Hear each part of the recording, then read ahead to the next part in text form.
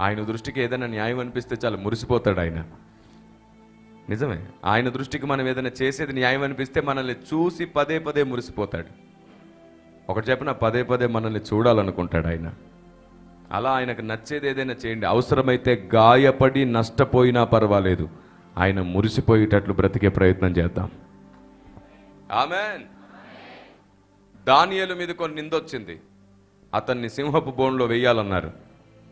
ధైర్యంగానే ఉన్నాడు. దానియేలుని చూసి దేవుడు ఎంత మురిసిపోయాడో. సింహపు బోన్లో పడివేసిన దానియేలు ధైర్యం చెక్కు చెదరలేదు. ఎంత మురిసిపోయాడో దేవుడు. యోసేపు జీవితంలో కొన్ని నిందొచ్చింది. యోసేపును జైల్లో వేస్తున్నారు. దేశమంతా అతన్ని తప్పుగా మాట్లాడుతుంటే ఒక్క మాట నోరెత్తి మాట్లాడట్లేదు యోసేపు. ఎందుకో తెలుసా? యజమానుడికి చెడ్డ పేరని. యోసేపు మాట్లాడితే వాస్తవానికి పోతీఫర్ వింటాడుగా. ఎందుకో తెలుసా? పోతీఫర్కి తన భార్య మీద కంటే యోసేపు మీద నమ్మకం ఎక్కువ. యోసేపు ఒక్క మాట నీ భార్యదే తప్పు అనొచ్చు కదా, అనడు.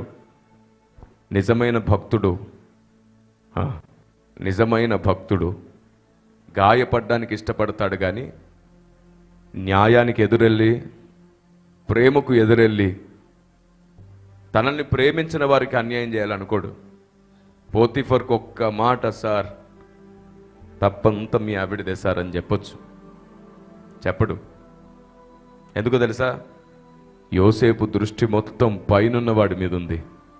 ఆయన మనసులో చోటు దొరకాలంటే నేను ఇప్పుడు మౌనంగా ఉండాలనుకున్నాడు.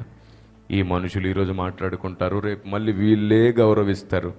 ఈరోజు తిడతారు, రేపు పొగుడుతారు. ఈ మనుషులు ఎప్పుడు ఎలా మారుతారో, ఈ ఎప్పుడు అటు ఇటు మారిపోయే వాళ్ళ కోసం కంటే ఎప్పుడు మారని వాడి మనస్సులో నేను స్థిరంగా ఉంటాను అనుకున్నాడు. దట్ ఈస్ యోసేప్. ఇన్ని అర్థమైన తర్వాత మన బ్రతుకుల్లో కూడా అలాంటి సమస్యలు వచ్చినప్పుడు ఎలా ఉండాలి? అలాగే ఉండాలి. నిరూపించడానికి మన దగ్గర ఎన్ని ఉన్నా సరే తగిన సమయమున దేవుడు హెచ్చించే వరకు దీన మనసుతో ఉండాలి. అది నిజమైన భక్తి సాధన. మనల్ని పరీక్షిస్తాడు. నీవు నేర్చుకున్న భక్తి నీకు ధైర్యం పుట్టించదా అని యోబు దగ్గరకు ఒక ప్రశ్న వచ్చింది. నువ్వు నేర్చుకున్న భక్తి, నువ్వు విన్న బోధ నీకు ధైర్యం పుట్టించదా? భక్తి సాధన అంటే అదే.